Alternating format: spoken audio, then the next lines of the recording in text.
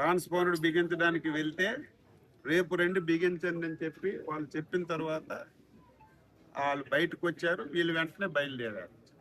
కంపల్సరీగా మేము సిస్టమ్ పెట్టాము, ట్రాన్స్పాండర్ పెట్టకుండా వెళ్ళడానికి వీలు లేదు. ఇది ఎవరు డబ్బు కూడా ఖర్చు పెట్టక్కర్లేదు. కేంద్ర రాష్ట్ర ప్రభుత్వాల సబ్సిడీతో ఈ టెక్నాలజీని ఉపయోగించుకుంటున్నాం. ట్రాన్స్పాండర్ ఉంటే ఈరోజు మనకి సమస్య లేదు, శాటిలైట్ ద్వారా సమాచారం వచ్చారు. ఇది కొత్తగా కొన్నారు, ఈరోజు వచ్చింది, వెంటనే బయలుదేరింది. ఇంకొక విషయం ఏమిటంటే, ఎవరైతే ఈ డ్రైవర్ అనుభవం కలిగినటువంటి డ్రైవర్ ఎక్కడైనా సముద్రంలో ఇటువంటి వాడలు మునిగిపోయినా, ఎక్కడైనా ఇటువంటి ప్రమాదాలు జరిగినా ఈయన రెస్క్యూ ఆపరేషన్ చేసినటువంటి అనుభవం కలిగిన వాడు కాబట్టి మేము ఒక నమ్మకం విశ్వాసంతో ఉన్నాం, సేఫ్గా వస్తాం. విశాఖపట్నం జరిగిన నెల రోజులు కూడా గడవకుంది. అంటే ఇంకా ఫర్దర్ గా మనం ఎలాంటి జాగ్రత్తలు ఇదే ఇప్పుడు మనం తీసుకోవాల్సిన, మనం ఎడ్యుకేట్ చేస్తున్నాం, అన్నీ చేస్తున్నాం, వాళ్ళలో కూడా మార్పు రావాలి.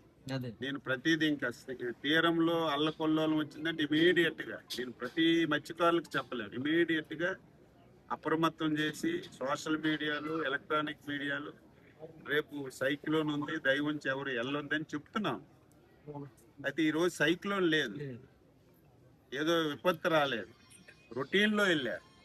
రొటీన్లో వేటకి వెళ్ళినప్పుడు ఇటువంటిది జరుగుతుందని ఎవరు ఊహించదు, అనుకోకుండా జరిగింది, జరగలేదనే భావిస్తున్నాం, వస్తారని చెప్పి ఆశిస్తాం. డీప్ సీకి వెళ్ళారు కదా సార్, అంటే ఇదేమన్నా అంటే ఎల్నినో ప్రభావం వల్ల చేపలు దొరకపోవడం వల్ల అనుకున్నారంటారా? అంటే ఇప్పుడు ఏమైందంటే కొంచెం దూరంగా వెళ్తే చేపలు ఎక్కువ దొరుకుతున్నాయని ఉంది.